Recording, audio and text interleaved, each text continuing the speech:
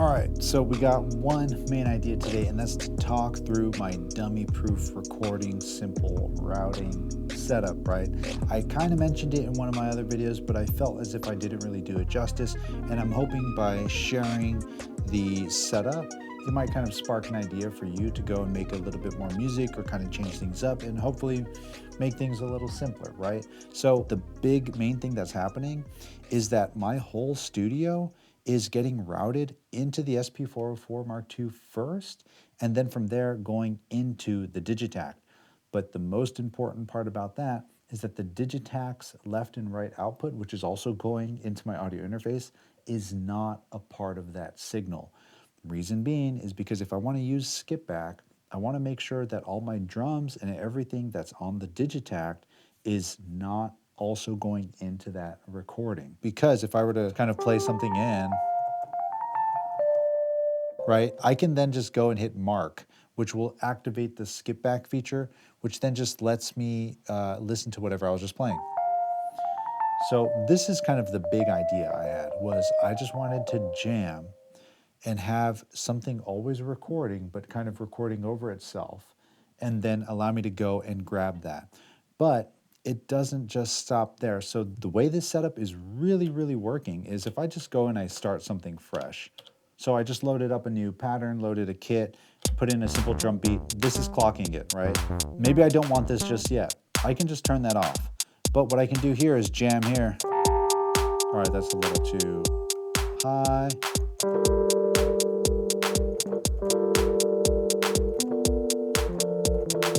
Cool, so there was two chords in there that I really liked. All I gotta do is I hit mark. And when I hit mark, I go here and boom. I have those samples here. And all this is coming in here. So if I were to arm this and just have our threshold set to 16, and that's all I wanted was that. I'll just go and trim this up, hit yes, call it whatever, and I'll just put it here on 9. So I've been able to just take an idea and just throw it into the Digitakt. I get an idea and I throw it into the Digitakt. So now that that's there on 9, I'll just go and like sequence that in.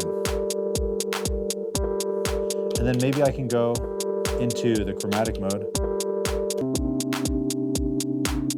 And that's cool.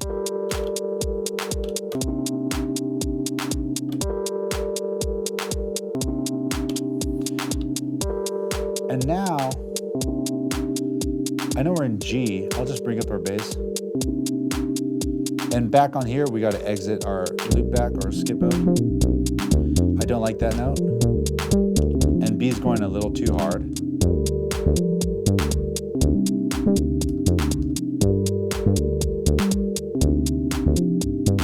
So say that's another idea I liked, right? We'll just go back to our recording here, and all I'm gonna do now is just set this to record start when I press play.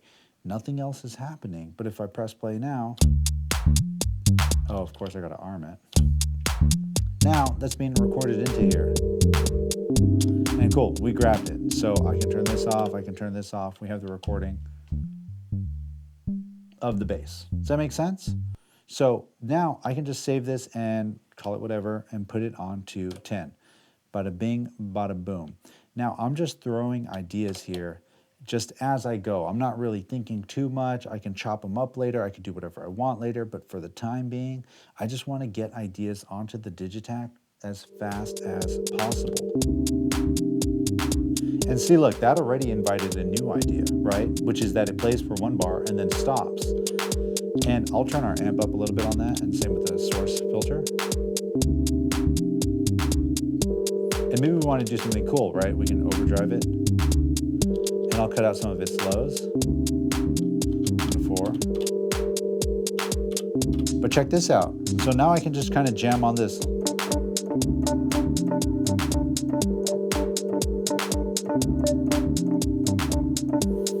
And look, that is here. It's already recorded. So I just got to go and find it. And that's really it.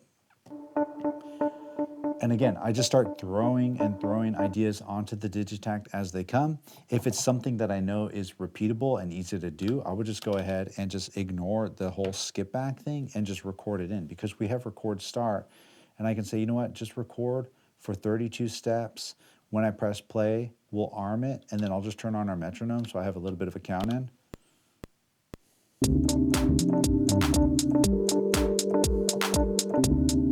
And there it is, right? Easy peasy. So that's the main idea. The whole studio is going to go into the SP404. I can use that whole little SkipBack thing in case I want to. And then that's all getting routed into the Digitakt. And this again happens because of the routing setup that I have in Total Mix, which I'll go ahead and show you right now. But again, you can do it with other mixers. Like for example, let me go grab a mixer that you can do this with for sure. Dude, this thing is dusty. But this is one of my favorite mixers. I use this in a live set 1.5 billion times.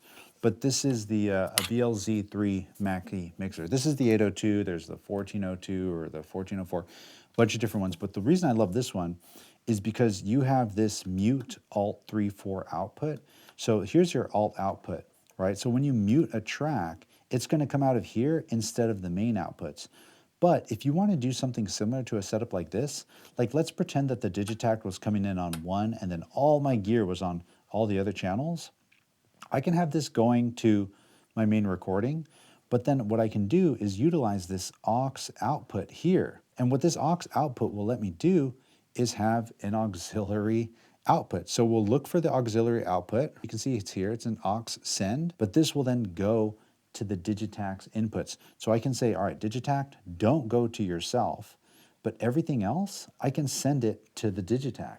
And all of these will still be heard out of the main outputs, but also be ready to record on the Digitakt. Does that make sense? So it's just a simple routing thing. You basically just need a mixer with a separate and controllable auxiliary output, because then you can send your signals anywhere else while still listening to them. So here, let's jump over to Total Mix and I'll show you what I mean. All right, so Total Mix could be a little difficult to understand, but once you kind of wrap your head around it once or twice, it's pretty straightforward. So for me, where I live the most is down here, and these are your hardware outputs, like physical outputs that your interface has.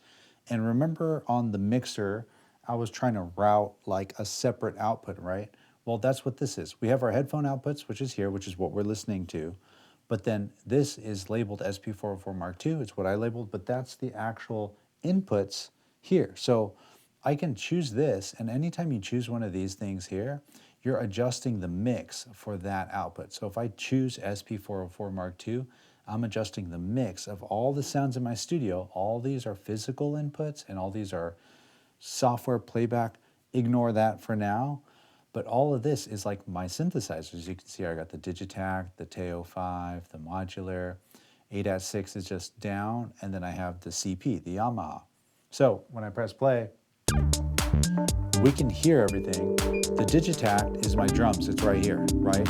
If I click on our main output, you'll see that that's up. If I mute it, we don't hear it anymore, right? And we don't hear anything because all our main output is listening to is just the Digitakt, not everything else. The big thing I'm trying to get across here is that when I selected the SP404 Mark II, I sent everything in my studio, of course, minus this, and because nothing's plugged into those, and minus the Digitakt, because that's our drums. I didn't want our drums going.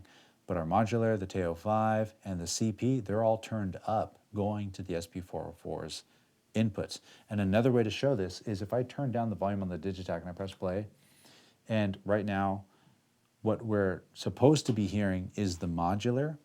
You can see that the modular is actually going here. But again, if I wanted to hear the modular, all I would have to do is go to our headphones and turn this up.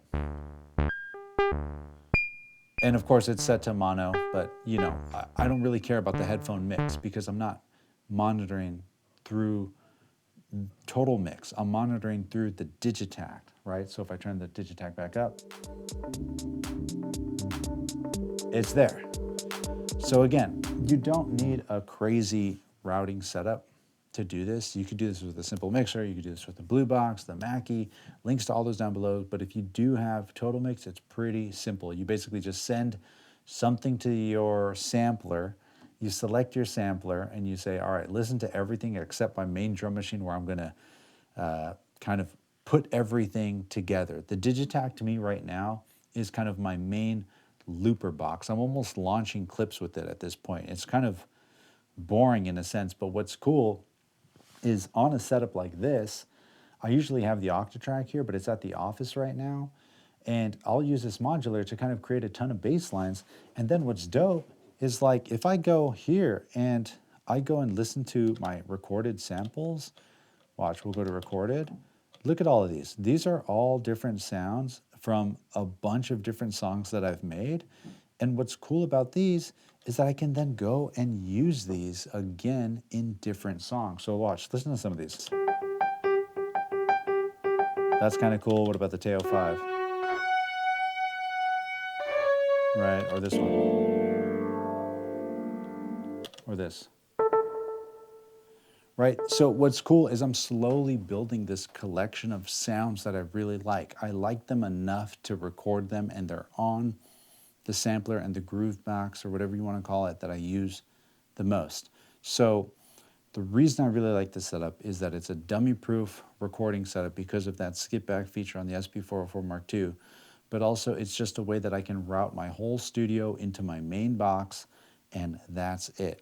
And again, like I said before, I usually have an Octatrack right between these two. And this is totally kind of modular, no pun intended, because I can swap this out and put the MC202 as my bass line. I can take the Teo 5 out and put the third wave.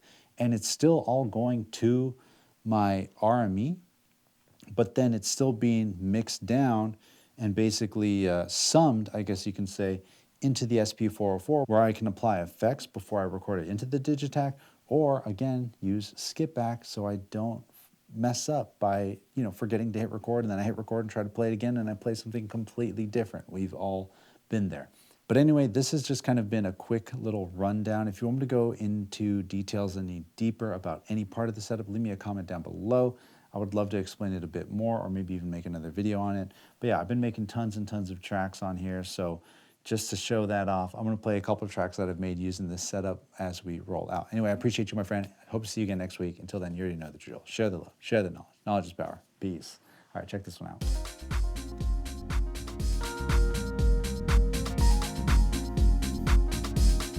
Listen to that.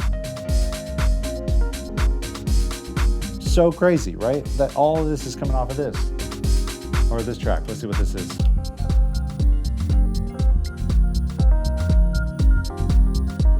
And what's cool about this is I made a video about kind of finding your sound. This is kind of my sound now. It's a lot of Yamaha CP, Digitakt with the same drums, and then this weird little modular bass. What's this track?